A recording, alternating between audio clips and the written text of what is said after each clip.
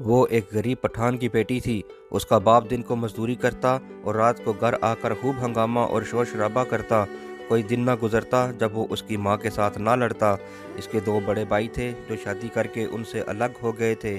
اس کی 2 چھوٹی بہنیں بھی تھیں جن کے لیے اب وہ بڑی تھی۔ انہی غربت کے دنوں میں اس کا باپ بیمار ہو گیا۔ ماں لوگوں کے گھروں میں کام کر کے جو پیسے لاتی تھی ان سے گھر کا نظام بہت مشکل سے چلتا تھا، تو اس کا باپ اسی بیماری میں ہی چل بسا۔ اب اسے ہی کچھ کرنا تھا۔ غریبی نے اس کی تعلیم بھی چھین لی تھی اور وہ بس 8ویں تک ہی پڑھ سکی تھی۔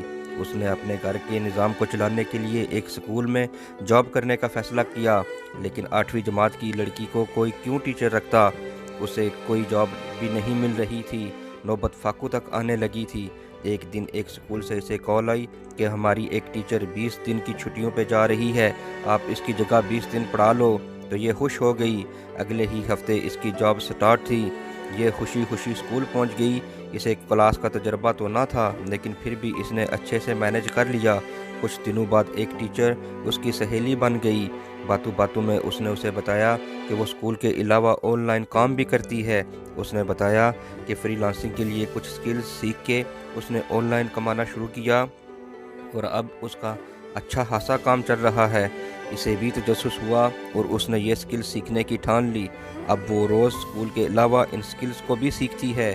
اس نے اینیمیشنز کا کورس کیا اور پھر آن لائن کام لینا شروع کر دیا۔ پہلے تو اسے کم ہی کام ملتا تھا، لیکن آہستہ آہستہ وہ بڑھتا گیا۔ کام جب زیادہ بڑھا تو اس نے اپنی دونوں بہنوں کو بھی سکھا دیا اور انہیں بھی ساتھ ہی کام دیتی جاتی تھی۔ سکول کی جاب تو ختم ہو گئی تھی، لیکن آن لائن کام بڑھتا ہی جا رہا تھا۔ یہ بہت محنت سے سارا کام ختم کر کے کلائنٹس کو دیتی تھی، تو اس کی اچھی خاصی ریپوٹیشن بن گئی تھی۔ اسی وجہ سے اسے بہت کام ملنے لگ گیا تھا۔ گھر کے حالات بدل گئے تھے۔ اب تینوں بہنیں مل کے کام کرتی تھی۔ کام کا پریشر اتنا بڑھ گیا تھا کہ اب اسے آفس کھول کے کچھ اور لوگوں کو بھی کام پر رکھنا پڑ رہا تھا۔ یوں اب اس نے ایک چھوٹی سی کمپنی بنا لی تھی۔ وہ اب خود صرف مینج کرتی تھی، لوگوں سے کام پکڑتی تھی اور آگے ٹیم کو بتا دیتی تھی۔ اس کی کمپنی گرو کرتی گئی اور وہ ترقی کی منزلوں کو چھوتی چلی گئی۔ اس نے شہر میں ایک بڑا سا گھر بھی خرید لیا تھا، لیکن وہ اپنے محلے کو بھی نہیں بھولی تھی۔ وہ وہاں جاتی، وہاں کے غریب لوگوں میں کھانا اور پیسے بھی تقسیم کرتی تھی۔ اس نے ثابت کیا کہ غریب پیدا ہونا انسان کے بس میں نہیں، لیکن غریب رہنا انسان کے بس میں ہے۔ اگر بندہ ہمت کر کے آگے بڑھنے کی جستجو رکھے تو وہ کامیاب ضرور ہو جاتا ہے۔